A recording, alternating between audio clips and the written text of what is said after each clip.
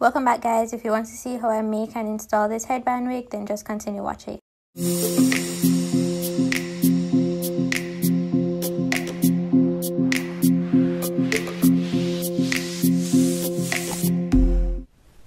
So I'm using a regular spandex dome cap, and I'm going to attach the headband first. I'm going to flip the cap inside out so I can sew the headband to it. So the headband that I'm using has like this seam on the underside, so I'm going to pin the seam to the edge of the cap, as you can see here, and I'm just pinning basically the front of the cap. I'm not going to sew right around the perimeter of the cap.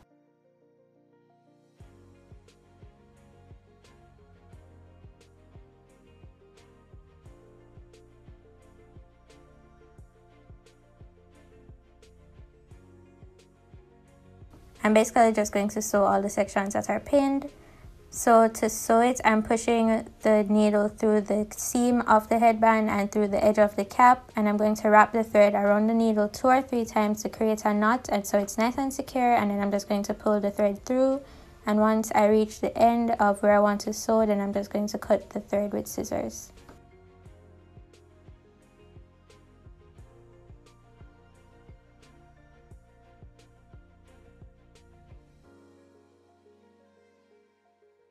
And once I flip over the cap, I'm going to cut the headband along the seam in the back, and I'll finish that later once I finish the wig.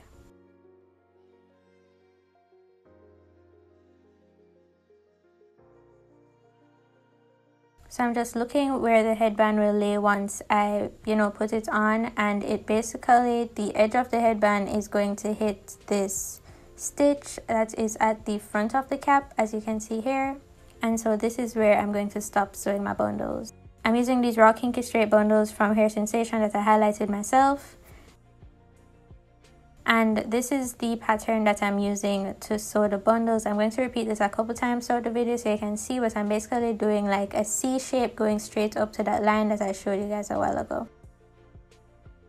Whenever I'm starting a new bundle, this is what I do. I knot the end of my thread and I push the needle through the weft and through the cap and pull it straight through once. Then I'm going to push the needle through the weft and the cap another time, and I'm going to wrap the thread around the needle around 2 to 3 times to create another knot, and so it's really secure and it won't go anywhere. And again, I do this every single time I start a new bundle.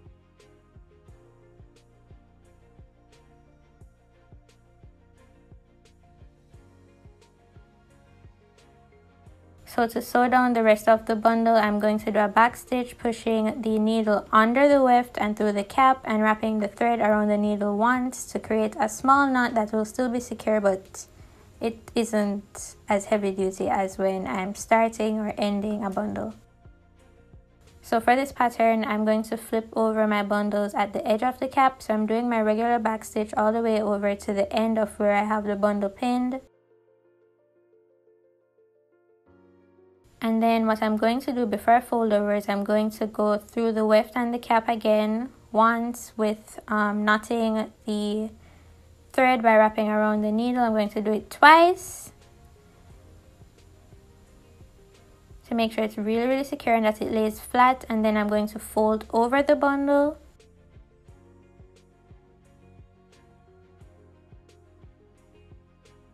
Pin it down.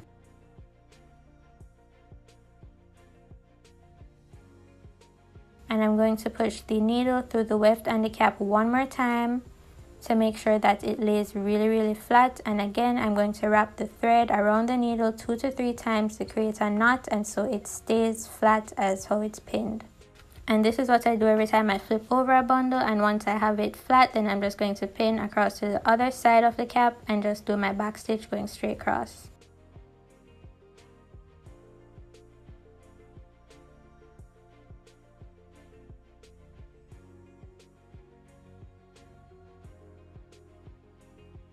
So again, at the edge of the cap, pushing the thread through the weft and the cap, knotting the thread twice.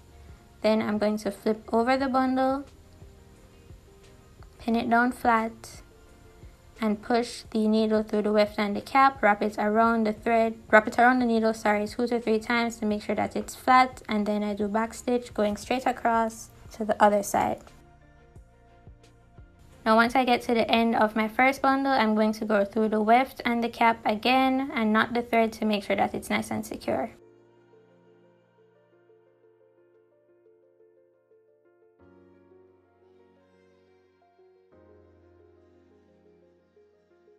And since I'm not out of thread, I'm going to take my new bundle, I'm going to push the needle through the weft of that new bundle, then push it through the cap, and just push the thread behind the needle and pull it straight through for the first stitch. Then the second one, I'm going to go through the weft and the cap, wrap the needle around the thread 2 to 3 times, and then pull it straight through to create a knot. Then I'm going to continue to do my back stitch like I was doing before. That back stitch is under the weft and through the cap. And again, once I get to the end of the cap, I'm going to flip over and go over to the other side. So I'm creating a C going straight up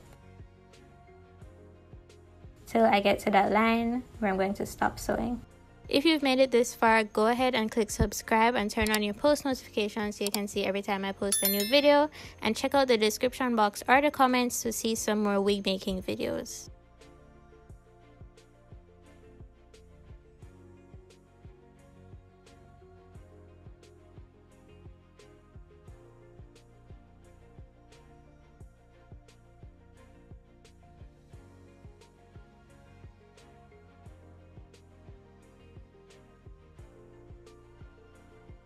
So I'm going to keep doing this C pattern going straight up until I hit these 2 lines here, where I'm going to stop folding over in a C pattern. So this is kind of hard to explain, but I hope you guys get it from the visuals. Once I reach up to these 2 lines, then I'm going to have a little bit of space left where I have to fill in with the bundles, and it wouldn't make sense to do a C shape because it would be bulky and I want it to lay flat. So I'm going to do kind of straight across instead. And I'm going to fold over at that line that I showed you guys a while ago, and then end the bundle at the other line on the other side.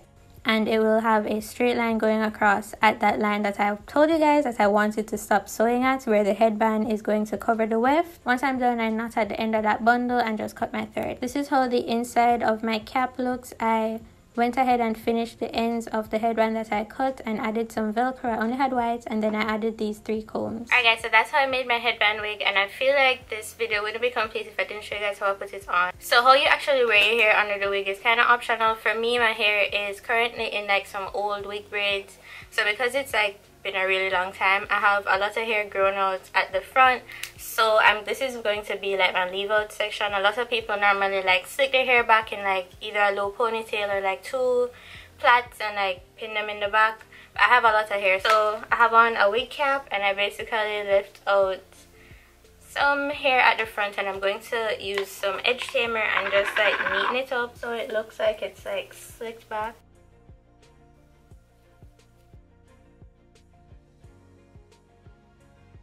This way it looks nice and sleek at the front, and then I'm going to do baby hairs once I put it on. So that not only are these wigs super easy to make, but they're also really easy to install. So I have the combs in the back, so I'm going to basically put it on like a cap basically, and I'm going to pin it in the back.